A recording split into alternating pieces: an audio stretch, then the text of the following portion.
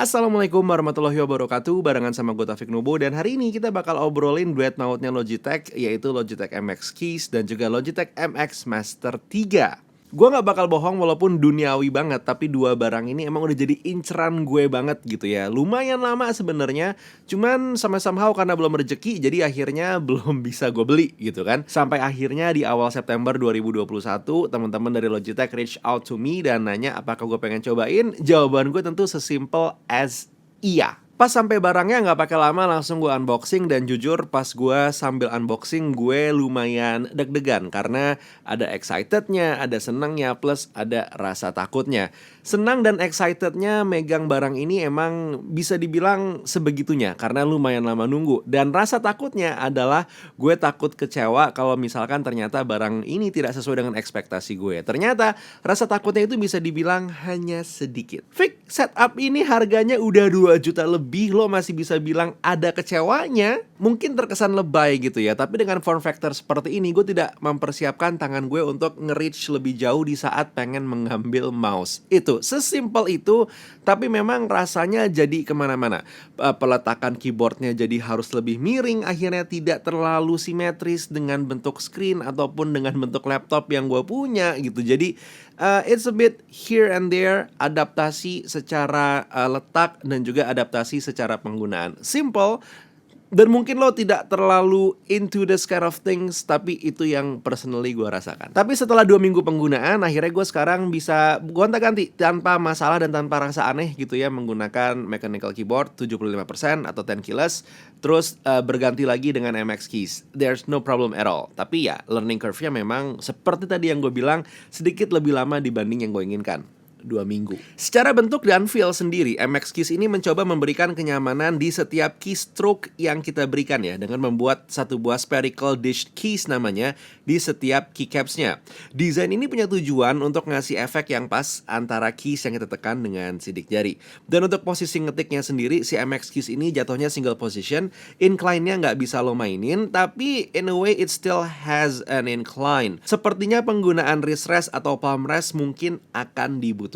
Untuk backlight-nya sendiri, Logitech MX Keys ini hanya punya satu backlight aja, yaitu berwarna putih, dan bisa di-set secara manual atau di-set auto sesuai dengan environment. Jadi di saat environment-nya gelap, dia akan nyala, cuman di saat environment-nya terang, dia akan mati secara otomatis. Untuk koneksi ke laptopnya sendiri, MX Keys ini bisa dikoneksikan menggunakan dongle yang diberikan oleh Logitech, atau langsung connect via Bluetooth. Logitech MX Keys ini sendiri bisa connect up to 3 device secara bergantian, dan juga yang menarik adalah by default MX Keys ini bisa dipasangkan langsung dengan macOS dengan tata letak keys yang sudah sesuai dengan standar macOS. Hal kecil tapi pay attention to the detail yang sangat-sangat diperlukan. Logitech MX Keys ini juga bisa kita set makronya dari F1 sampai F12, dan akan kepake banget kalau lo perlu komen-komen tertentu, misalkan di aplikasi Final Cut Pro, kalau misalnya untuk gue gitu ya. Dan semuanya ini bisa lo set menggunakan satu buah aplikasi bernama Logi Options yang bisa di-download di websitenya Logitech. By the way, karena video ini adalah video duet maut, jadi gue gak cuman akan ngomongin MX Keys, gue juga bakal ngomongin pasangannya, yaitu MX Master 3, satu buah mouse yang menurut gue sangat make sense untuk dipasangkan dengan MX Keys. Nggak hanya karena desain warnanya aja yang punya tone warna mirip antara MX Keys dengan MX Master 3, tapi juga karena improvement yang dimiliki oleh MX Master 3 ini bisa dibilang signifikan dibandingkan dengan MX Master 2S yang gue gunakan sebelumnya. Secara form factor memang si MX Master 3 ini lebih kecil dibandingin dengan MX Master 2S. Jadi ya, lo perlu adaptasi lagi-lagi di saat lo berpindah dari MX Master 2S ke MX Master 3. MX Master 3 ini datang dengan 7 tombol yang bisa di custom, termasuk di dalam 7 tombol itu adalah satu gesture button.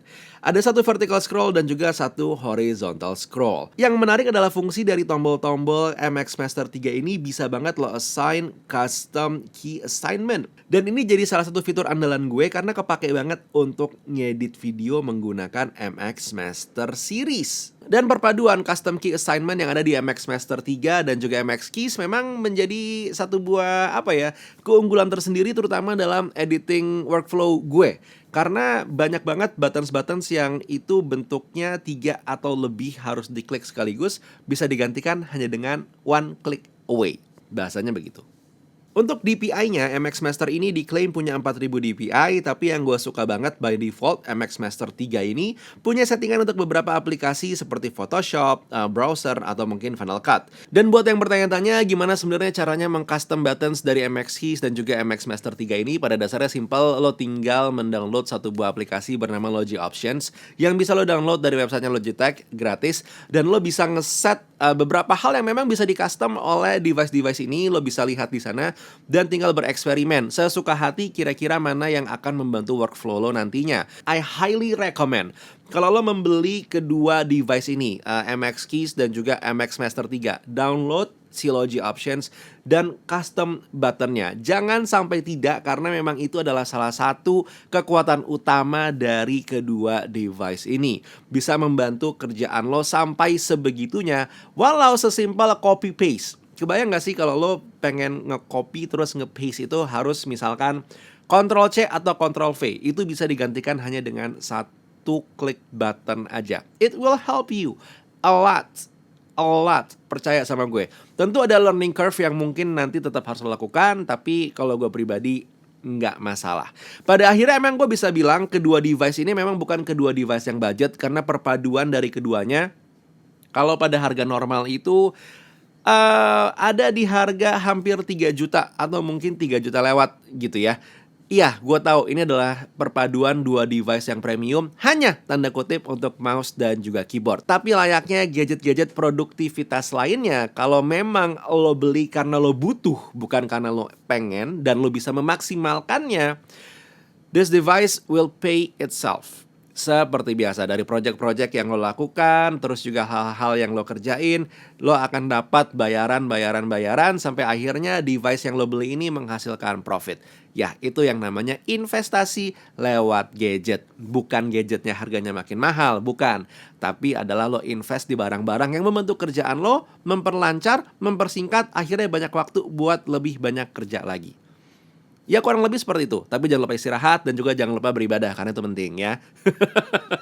Anyway, that was the video for today. Gimana menurut lo tentang si MX Keys dan juga MX Master 3 ini? Silahkan tulis di kolom komentar. I'll see you on the next video. Buat sekarang Taufik Nubo cabut. Assalamualaikum warahmatullahi wabarakatuh. Skadush.